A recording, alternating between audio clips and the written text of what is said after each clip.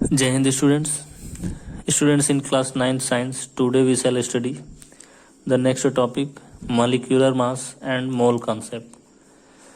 अब molecular mass क्या है इसको हम लोग समझते हैं। तो यहाँ पे कोई भी एक मॉलिक्यूल, जैसे यहाँ बहुत सारे मॉलिक्यूल्स हैं, aluminium sulphate, hydrogen sulphide, calcium chloride, ये सब बहुत सारे मॉलिक्यूल्स हैं। तो अगर हम लोगों को मॉलिक्यूलर मास को डिफाइन करना है तो इसको इस तरीके से डिफाइन करेंगे। The molecular mass of substance is the sum of the atomic masses of all the atoms in a molecule of the substance. किसी भी सब्सटेंस के मॉलिक्यूल में जो एटम्स हैं उसके एटॉमिक मासेस को ऐड कर दें, जितने भी एटम्स हैं सबके एटॉमिक मासेस को ऐड कर दें तो उसको बोलते हैं मॉलिक्यूलर मास।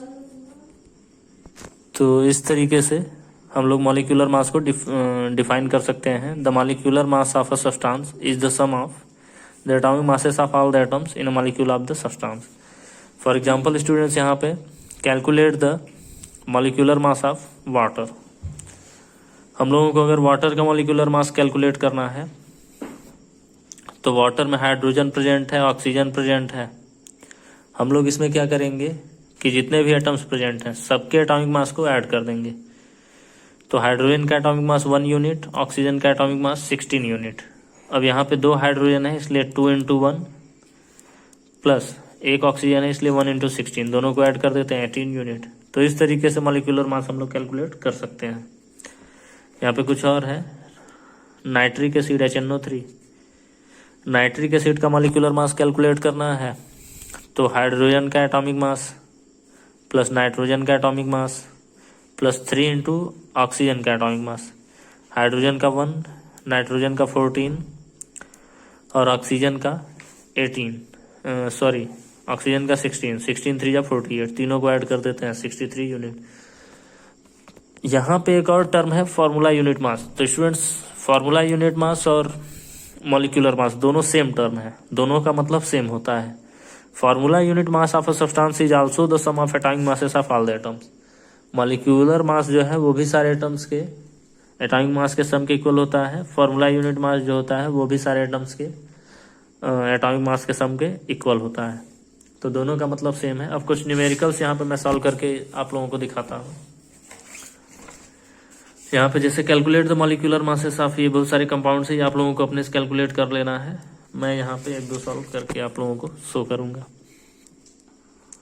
तो यहाँ पे मीथेन CH4, इसका मॉलिक्यूलर मास कैलकुलेट करना है। Molecular mass of CH4।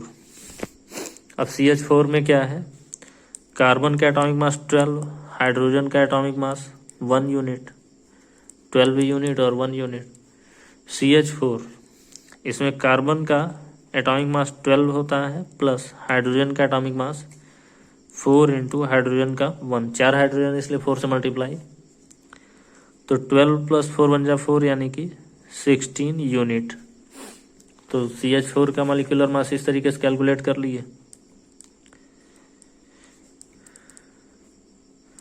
Molecular mass of next methanol CH3OH। अगर CH3OH का मॉलिक्यूलर मास कैलकुलेट करना है तो क्या करेंगे, यहाँ पे कार्बन का एटॉमिक मास 12 होता है। अच्छा, यहाँ पहले से ही बता चुके हुए हैं। ऑक्सीजन का 16 होता है, वो पहले ही बता चुके हैं। तो सारे एटॉमिक मास को ऐड कर देना है बस। कार्बन को 12 प्लस 3 एक 4 हाइड्रोजन है, 4 × 1 प्लस ऑक्सीजन का 16 है। यहाँ पे 16 + 4 20 + 12 32 यूनिट। तो इस तरीके से मॉलिक्यूलर मास कैलकुलेट करते हैं। यहाँ पे एक और एग्जांपल ले लेते हैं, जिंक ऑक्साइड। जिंक ऑक्साइड का फॉर्मूला यूनिट मास बोल रहा है, जिंक का 65 होता है और ऑक्सीजन का 16 यूनिट। तो जिंक ऑक्साइड का फॉर्मूला यूनिट मास अभी यहाँ पे गिवन भी है। जिंक का 65 यूनिट और ऑक्सीजन का 16, दोनों को बस ऐड कर देना है। जिंक का 65 यूनिट प्लस ऑक्सीजन का 16, 6 × 5 = 11, 6 × 1 = 7, 8 81 यूनिट। तो आई होप आप लोगों को मॉलिक्यूलर मास और फार्मूला यूनिट मास क्लियरली समझ में आ गया होगा।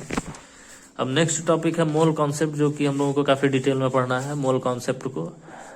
अभी मैं इसके बारे में ब्रीफ में इसके कुछ टर्म्स को एक्सप्लेन कर देता हूँ। मोल कॉन्सेप्ट, इसमें क्या होता है। तो यहाँ पे मोल मीन्स होता क्या है। मोल एक यूनिट है, ऐसा यूनिट जैसे मास का यूनिट होता है केजी। मास को हम लोग किलोग्राम में मेजर करते हैं। 2 kg, 3 kg आयरन, 2 kg चावल, इस तरीके से हम लोग मेजर करते हैं।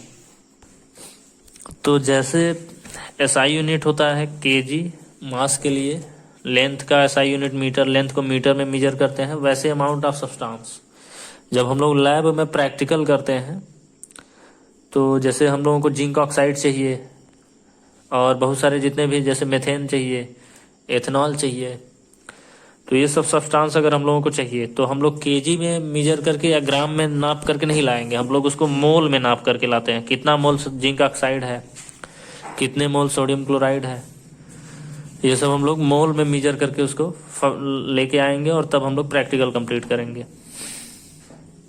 तो मोल जो है is SI unit of amount of substance. Mole is SI unit, international system of unit, SI unit of amount of substance,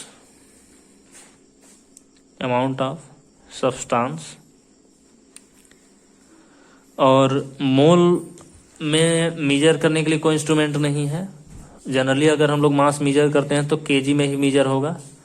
मोल में मेजर करने के लिए हम लोगों के पास जनरल फार्मूला है, जो कि ये है नंबर ऑफ मोल्स, यानी कि मोल में अगर हम लोगों को कन्वर्ट करना है तो number of moles is equal to mass in gram by molecular weight.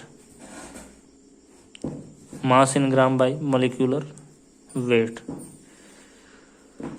जहाँ पे मॉलिक्यूलर वेट जो है ये हम लोग ये जो मॉलिक्यूलर मास कैलकुलेट किए हुए हैं यही है मॉलिक्यूलर वेट। तो यहाँ पे सबसे पहले हम लोग क्या करेंगे कि अमाउंट ऑफ सब्सटेंस को ग्राम में कैलकुलेट कर लेंगे कितने ग्राम है, फिर उसके बाद उसको मॉलिक्यूलर वेट उसका कैलकुलेट कर लेंगे और नंबर ऑफ मोल्स कैलकुलेट हो जाएगा। तो आज की वीडियो में हम लोग इतना ही कंप्लीट करते हैं। थैंक यू, नाइस डे, जय हिंद, जय भारत।